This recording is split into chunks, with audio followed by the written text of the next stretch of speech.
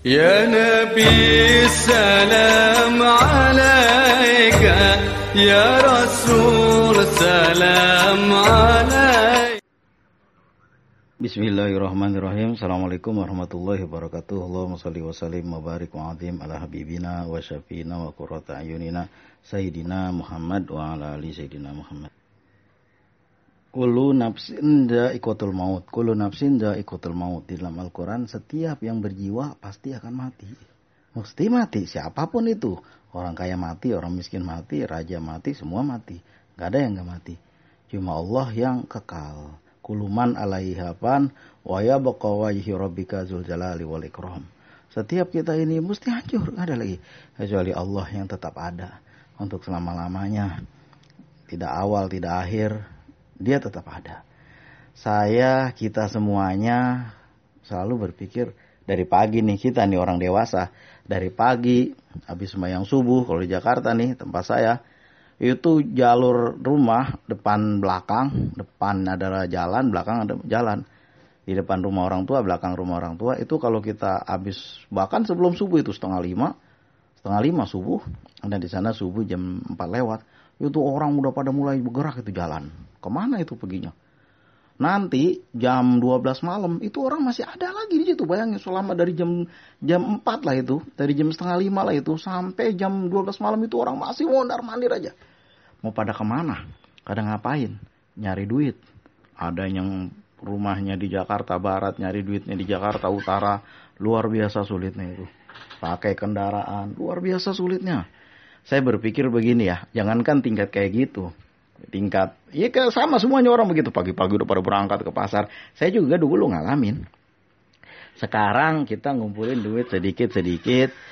Yang saya lihat dari kedua orang tua saya nih, udah banyak beli emas. Biasanya begitu. Udah beli emas, udah banyak emasnya. Beli emas, apalagi waktu zaman corona, itu kan harga emas tinggi itu. Dijual. Dapat 500 miliar. Beli tanah. Kemudian dibikin rumah. Segala macam bentuk rumah zaman sekarang ini minimalis segala macam kan. Dibikinlah tempat nyuci piringnya cakep, tempat semuanya cakep. Kita nggak tahu tuh, lelah betul kita ngumpulin duit itu. Lelah betul kita bikin rumah tuh. Lelah betul kita beli kendaraan itu. Apalagi yang kredit, lebih pening kepalanya kan. Semuanya itu buat apa kita bikin itu? Kita merasa kehidupan kita ini nanti enak. Nah, daripada nggak punya, mendingan punya. Nah, usahalah selagi masih ada. Ujung-ujungnya apa setelah itu? Belum jadi itu rupanya. Atau udah jadi kita mati. Coba yang enak banget kan lihatnya. Belum ngerasain. Saya ada satu kenalan dulu. Seorang dokter. Beliau ini kawan sehari-hari juga. Kalau saya kemana-mana lagi jalan kaki, kelihatan sama dia. Dari mana bang? Biasalah pak, jalan mau kemana? Dia bilang mau ke arah pasar. Saya bilang, ayo saya antar. Selalu begitu. Orang yang baik sama saya, baik. Nah, suatu saat saya udah lama nggak ketemu kan, karena beliau ini bagian operasi. Itu bagian operasi jangan tanya itu duitnya tuh. Sekali ada operasi, satu hari bisa beberapa kali dioperasi orang sama dia. Saking cepatnya kerjanya itu. Itu saya tengokin, rumahnya cakep, bagus. Cuma saya udah lama gitu, saya nggak ketemu. Ada kabar dari kawan, Pak Dokter Anu meninggal. Dia bilang, orangnya masih muda. Baru selesai bikin rumah tuh. Coba bayangin sedihnya minta ampun kan kita. Udah kita capek-capek kita bikin, taunya kita meninggal. Kullu nafsin dha'iqatul maut. Saya juga berpikir untuk diri saya sendiri. Aduh, gua ngumpulin duit dikit-dikit dari YouTube, dari Facebook, dari mana-mana. Itu bikin konten, dibikin itu dari pokoknya dari mana lah, gak usah kita sebut gaji lah. Pokoknya kita cari duit, yang penting halal. Yang halal nih, bukan yang haram nih. Kita nggak mau riba, kita nggak mau barang haram. Yang halal aja kita kumpulin. Dapat juga banyak kita kumpulin. Nggak pakai yang haram juga dapat, nggak pakai riba juga dapat. Kita kumpulin sore, pagi, siang, malam kita beli emas. Udah kita beli emas, kita beli tanah. Emas kita jual, kita beli tanah. Biasanya kan tahapnya begitu.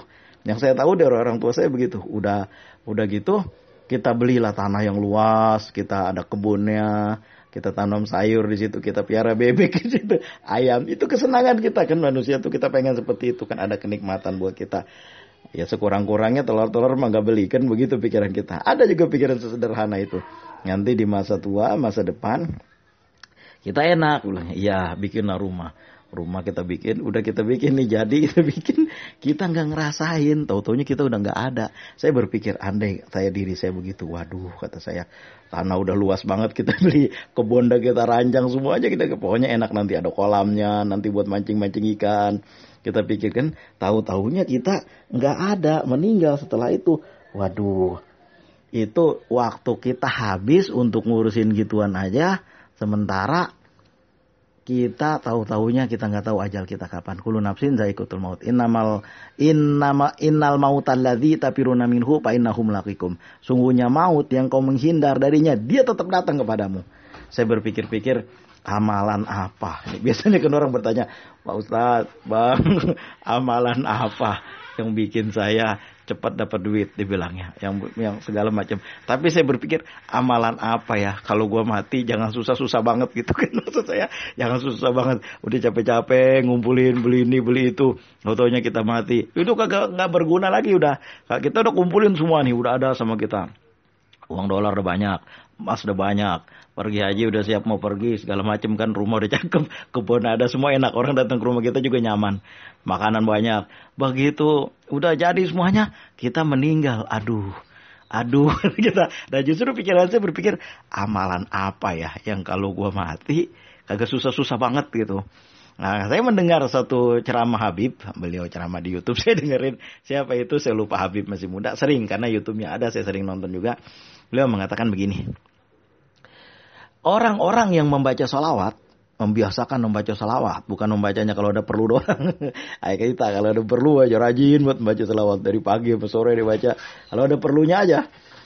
Itulah manusia, auqaidan auqaiman, dalam keadaan berdiri, duduk, bahkan berbaring, tiduran, apa kelupaan itu. Tasbih masih di tangan, mata udah merem, saking kecapeannya baca sholawat. Ya karena ada keperluannya aja.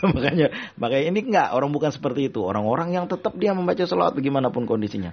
Auqaidan auqaiman, kita berdiri, duduk, nah, berbaring kalau bisa, ya Allah, Allahumma sholli ala Muhammad, Allahumma sholli ala Sayyidina Muhammad sallallahu ala Muhammad, Allahumma sholli sholatan kamilatan, Allahumma sholli sholatan kamilatan wa salim salaman, Allahumma sholli wa salim ala Sayyidina Muhammadin sholatan tunjina biha. Semua sholawat dibaca, Allahumma sholli wa salim ala Sayyidina Muhammadinil Fatih. Semua sholawat dibaca ketika kita ada perlu doang. Ketika sholat sunat kita kerjain banyak-banyak. Tapi begitu walama kasabna durrahu, apabila kesusahannya udah kita angkat, tiba-tiba dapet lah, ditelepon sama babanya, ya udah nih, gua kasih duit tuh 1 miliar, utangnya cuma 100 juta, masih ada sisa 900 juta, udah lupa ada tuh semuanya tuh, supaya semuanya udah lupa. Yang baca salawat, yang sedih banget, saya pernah dulu baca salawat, ada seorang, baca salawat, satu kitab, ada sejarah juga kita baca, sejarah Islam. Ada seorang pangeran kalau zaman sekarang namanya, karena dia babihnya itu raja. Saya lupa raja siapa. Di zaman abad pertengahan, sultan itu kalau nggak salah Bani Abbas. Nah, dia akan jadi raja, tapi dia putra mahkota, tapi rajanya masih ada, belum meninggal. Maka ketika dia dengar raja meninggal, ada yang menyampaikan, "Wahai Tuhan, raja sudah mangkat, engkau yang akan diangkat jadi raja." Waktu itu dia lagi baca Quran di masjid. Apa kata dia? "Wahai Al-Quran, inilah hari perpisahan antara engkau denganmu." Bayangin, coba sedih banget kan. Waktu lagi senang, waktu lagi susah, dia berdua terus dengan Al-Quran dibaca. Tuh surat Al-Waqiah, surat Yasin. Dibaca banyak-banyak, udah pegel banget baca surat Yasin 40 kali. Tetap ini dibaca-baca juga, supaya apa? Supaya hajatnya dikabulin. Begitu kabulkan. Kalamma kasabna durrahu, apabila kesusahannya udah kami angkat, udah lupa ada semuanya. Bukan orang yang begitu, tapi orang yang terus-menerus membaca sholawat. Istiqomah dia baca sholawatnya. Allahumma sholli ala Muhammad, Allahumma sholli ala Sayyidina Muhammad wa ala ali Sayyidina Muhammad. Dalam keadaan apapun tetap dibaca, lagi ribet. Kita membaca sholawat Nabi nih. Allahumma sholli ala Sayyidina Muhammad wa ala ali Sayyidina Muhammad 1000 wa ala ali Sayyidina Muhammad. Allahumma sholli ala Sayyidina Muhammad wa ala ali Sayyidina Muhammad. Kita baca 1000 kali aja. Setiap hari. Baik sore, pagi, siang, malam, kapan aja boleh. Yang penting 1000 kali dalam 24 jam tuh kita baca 1000 kali. Setiap hari seumur hidup kita. Nah, itu baru apa yang disebut oleh Habib itu, beliau mengatakan orang yang selalu membaca selawat, ketika dia akan mati, dia akan meninggal, dia akan kasih lihat tempatnya di surga. Nah, ketika kita udah ngumpulin barang-barang yang saya sebut terus tadi, tiba-tiba kita sakit atau kita nggak tahu lah bagaimana caranya kita meninggal. Tiba-tiba ketika dalam keadaan mau meninggal, kita dikasih lihat tempat kita di surga. Enak apa kagak? Kepengen apa kagak? Sampai kita lupa tuh hajat-hajat kita. Waduh, pengen ini, pengen itu di dunia. Wah, udah tinggal itu semuanya. Tinggal enak ini, apa ini yang lama lo nggak abadi. Gitu dikasih lihat. Tapi kalau kita dikasih lihat neraka, tuh tempat balik lu di situ tuh. Waduh, kabur kita. Ogah. Gue mau hidup di dunia aja. Dia bilang. Makanya manusia banyak kan kita semua nih, termasuk saya juga. Apa itu? Mau masuk surga nggak? Mau. Tapi kok dia orang masuk surga tuh harus mati. Ogah mati nggak? Mati gak mau, masuk surga mau, mati harus dipaksa. Manusia nih kalau gak dipaksa mati kagak pernah mati. Pada kagak mau mati, nanti aja lu aja dulu. Kayak gitulah kira-kira. Allahumma shalli wa sallim ala sayyidina Muhammad wa ala ali sayyidina Muhammad. Pikiran saya begini kan, amalan apa yang kira-kira kalau gue mati agak susah banget urusannya. Rupanya apa? Insya Allah kita membaca sholawat atas Nabi Muhammad. Sholat apa bang? Sholat apa aja? Sholawat Jibril, sholawat Naria kalau mampu. Sholawat Naria banyak banget, 1000 kali aja lama. Sholawat Munjiat kalau mampu. Sholawat Fatih. Sholawat Fatih mending dikit. Sholawat Abai wa Ummahat. Allahumma salli wa sallim ala sayyidina Muhammadin karimi Abai wa Ummahat. Sholawat Ibrahimiyah banyak banget yang kalau dibaca 1000 kali dari pagi.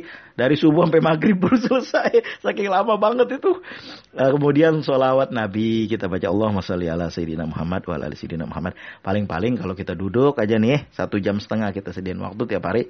Tiap hari jangan ngapa-ngapain. Kerjain aja 1 jam setengah doang. Dari 24 jam 1 jam setengah aja kita ambil. Itu kita baca insya-Allah. Bisa jadi kita termasuk orang yang punya keistimewaan. Salah satunya adalah kita dikasih lihat tempat kita di surga sebelum kita meninggal. Bahkan ada yang bilang akan dijumpai oleh ruhiyah Rasulullah SAW.